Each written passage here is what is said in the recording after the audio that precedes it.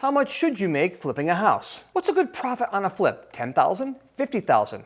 More? The answer isn't a magic number. It's about margins.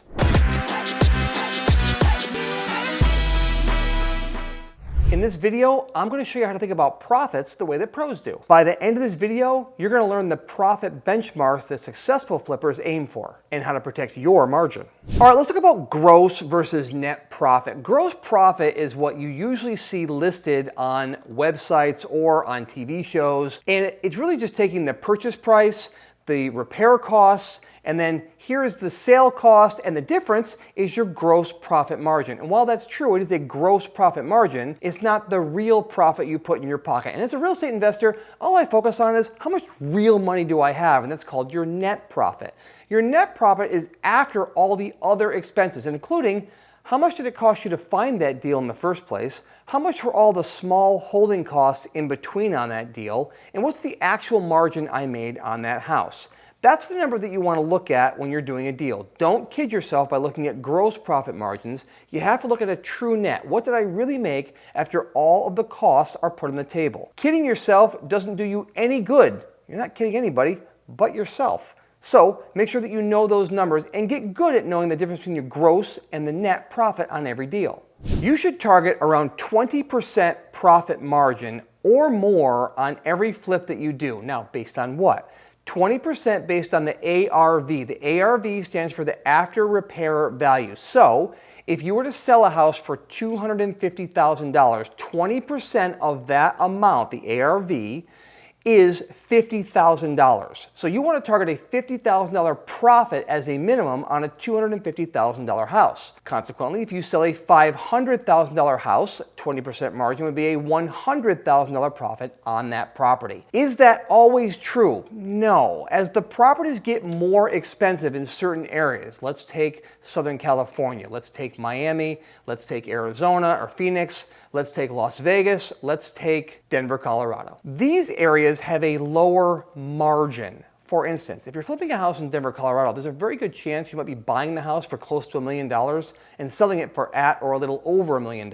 Now, should you make 20% on that deal? Hey, that'd be wonderful. If you can buy it cheap enough to make that, that would be awesome. Because 20% on $1 million house is $200,000. Woo! I'm excited about that. But that's not the reality. The reality is you might make a $100,000 profit, which is about a 10% profit margin on a house that has a higher ARV. Now again, it's not set in stone. It really depends on how well you buy the house, because we make our money when we buy, and then how well did I manage the project start to finish. Don't say to yourself, well, I can't find a house with 20% margin, I just won't even make an offer. It might be an 8% margin in some markets. It's important that as you are in a market, whatever market you're going to flip in, you start to learn what the average profit margins should look like.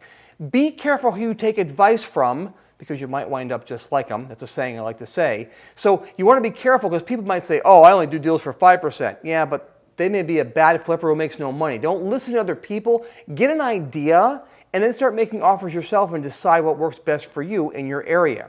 So when you're targeting margins like this, I would be very careful in setting up a flat number. Let me tell you what we did wrong in the early days and how we got actually lucky. So 20 years ago when we flipped our first house, we made $17,000. The house was around $150,000 when we sold it. So that worked out to be about a, 17% profit margin, something like that? Maybe the math is wrong there. I don't exactly know, but you get the idea. We made $17,000 and we were like, wow, this is great. And then we said, if we could just make $20,000 in every flip, that'd be great. If I did 5 flips a year, I'll make $100,000. And so every deal, we didn't look at the profit margin. We looked at, could we make $20,000 if we paid this much for the house? And we bought the houses accordingly. Now, we did a lot of houses like that until my older brother stepped in one day and said, brother, why aren't you working with margins? And I said, because I have no idea what that means. And he said, let me tell you. And we talked about margins on houses and talked about the risk factors and how when a house actually is sold for more money, the margin you have becomes really important, because the margins are what cover possible errors on the house. and additional holding costs, additional costs on a house. The more expensive a house is, the higher the ARV. Well, the more expensive it's going to be to flip, number one, and to hold. All the costs that you have associated with holding a house, the taxes are going to be higher. The interest payments on any loans you have to flip the house, that's going to be higher as well. If you're wondering what that's all about, check out our channel. It has all the information you need to learn about holding costs on here. But these are all things that you have to protect within your margin. You see, if I bought $1 million ARV house to sell and I was targeting a $20,000 profit, that's a 2% margin. You see, I have no room for error there.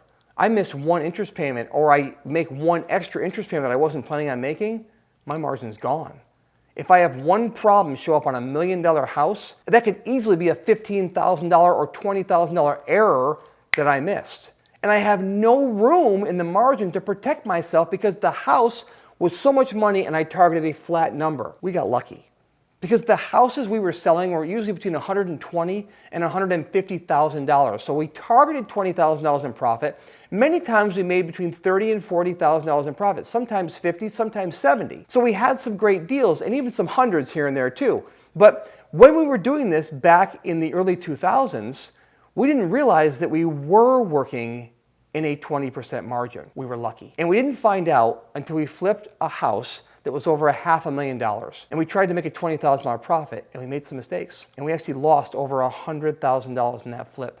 So working outside of your margins or not working with margins can cost you dearly. That one flip made us go, what are we doing? We stepped out of our comfort zone and bought a house that was a lot more expensive than the traditional houses we were buying. So we were no longer lucky. That $20,000 target we had now became a 4% margin. That wasn't nearly enough to cover the problems that popped up on that house. Had we bought it correctly, we probably would have done much better on that flip. I don't know if we would have made money, but we definitely wouldn't have lost $100,000. So you have to buy it with the right margin. Again, the market will determine what margin you can pay. How do you make sure you have ample margin on a deal? Buy it deep enough. We make our money when we buy in real estate, period.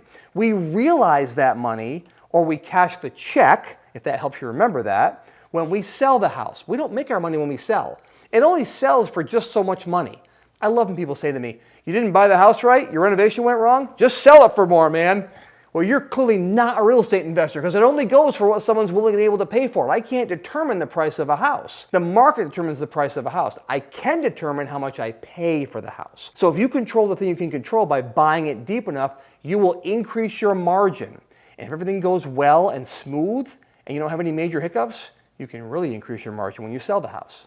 Always protect your profit by buying right. You cannot outmanage a bad buy. If you want consistent profits and to find the right margin, you just can't chase random houses. You have to know what you're looking for. You have to know what we call our buy box. Go watch my video, The Crucial Step New Investors Always Miss, so you can know exactly what your buy box is to get the right margin in your area and how to finance it, and a lot of other great tips and tricks as well. Go watch that video now. You can find the link in the description below.